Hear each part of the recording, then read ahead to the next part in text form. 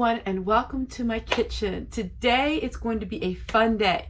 I am going to show you some different things that I am working on, and one of them is a signature thing that I am known for on YouTube, and that is recanning. It has been a long time since I made a canning video for all of you, simply because we were eating out of our pantry all winter long. But recently, I just got to the grocery store. I found organic tomatoes for $1.99 for a number 10 can. $1.99 will give me about 4 quarts. That's about 50 cents a quart for tomatoes. They are organic. My jars were free and my lids were free. Now the reason why I got my lids free were because these were Christmas gifts and birthday gifts that I saved throughout the years. So I have probably 2 years worth of lids because they were given to me as gifts through the years. So for me, it's all free except for a little bit of propane to can everything. Number 10 cans, I have a whole bunch of them back here. And I left half of them for people, but you know what? Something like this, people never pick up. They just don't pick up on stuff like this. You can freeze this as well. You don't have to can it, so if you don't like to recan. If you're not interested in canning this, you can freeze these in gallon or quart or pint bags, however you wish. You can freeze it really well. Recanning. I only advise recanning on high acid items. In other words, I don't recan meat, I don't recan vegetables, I only recan things that I can water bath. So simple. You don't need to have any special equipment. You don't need to have anything special. You can use a stock pot with a tea towel on the bottom and fill it up with water. You can use that as a way to recan. This here is so cheap, saves us so much money. Yes, I have my own tomatoes that I'm going to be planting in the garden, but this is so great for people who don't have a garden, or you never know how your garden is going to do. So it's so simple. We're going to open up the can, put the contents of the can into the jars, and then we're going to can it for about 45 minutes. Questions? Lots of people have them. Well, if you recan it, do you set back the date from the expiration date on the bottom? The expiration date on the bottom expires in 2 weeks.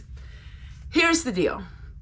When they say the expiration date of something like this can last years past expiration dates.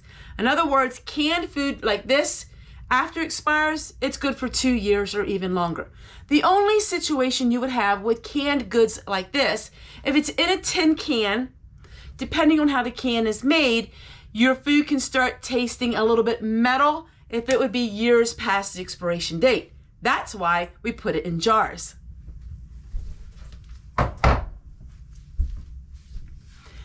Home canned food in jars can last you 5 years, a good 5 years. It can even last you longer than that. The food does not expire as far as what you think it does. Now, do you lose a couple of nutrients in it after a couple of years? Probably so, but really not that much. Is it indefinitely? Well, you wouldn't want to keep it 40 years or something like that. I've consumed food that was 10, 11 years old. I don't really like doing that simply because it probably loses some of the nutrition. But I can promise you in 1 year, at least 8 months, I will have this all consumed because this is tomato product and we use a lot of them here at the homestead. Let's go ahead and open this up. We're gonna go ahead and put them into the jars. Now, if you have a number 10 can, they can be a mess to open up. But if you get a swing, this is called a swing can opener. This is made for commercial. They are very cheap online on Amazon. A swing can opener works like magic. So we're just gonna go ahead and open up the lid. So I have 1 canner load done, and now I'm going to show you what we're going to do next. Now I'm going to have 2 canner loads, so I should get about 14 quarts from all of this.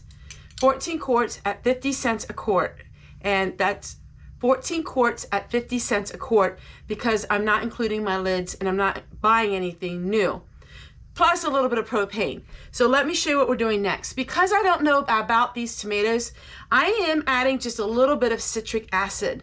Now, I was able to get this citric acid for 50 cents on clearance last year. So I'm only going to use about 1/4 of a teaspoon of it.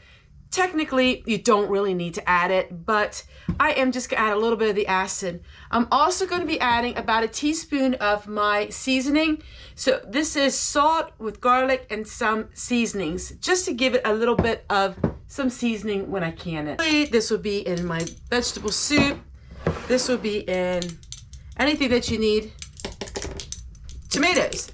All right, so now what we're gonna do is we're going to wipe the rims, and then I'm going to soak the lids in hot water. Generally, I don't soak my lids in hot water if I'm pressure canning, but because this is water bath canning, I'm gonna go ahead and soak the lids. I'm gonna finish with this one, put it in the canner, and then we'll start with the second batch.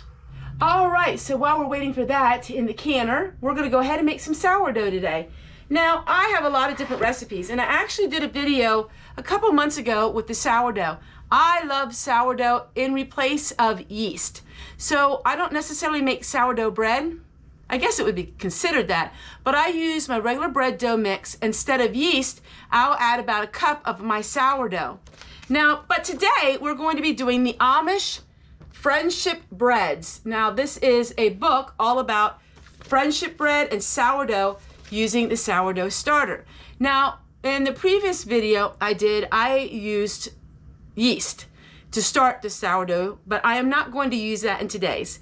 So all we do is day 1, we're going to mix the 1 cup of milk, 1 cup of flour, and 1 cup of sugar in a large glass bowl. I am using these. And then what gets to be a little bit of a hassle is you have to remember. So day 2, day 5, you leave everything alone. Day 6, you're going to stir it. And then day 7, you're going to feed it again with the same amount. Day 8, day 9, you're gonna let it go. Day 10, you're gonna feed it. Then after day 10, you can start using it, and then you have to replace it. And that's where I get hung up on, is after we do all of this, I use it and then I don't replace it. But sourdough is amazing because you don't have to buy yeast. All right, we're gonna wipe the rims, and then we're just going to lay it on just like this. It's not clamped tight, but it's clamped.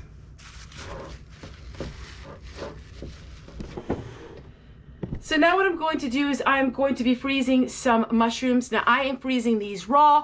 I freeze them raw if I'm going to be using up in the next 3 weeks.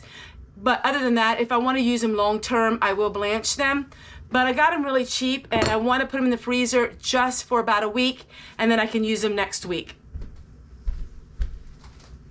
So what I'm going to do is I am going to rinse them, then pat them dry, and then just put them in some plastic bags and stick them in the freezer. Then we're going to work on this because I got these for cheap. These are, I call them spring onions, but we're going to use the bottom part and we're going to root them so we have them for all summer long.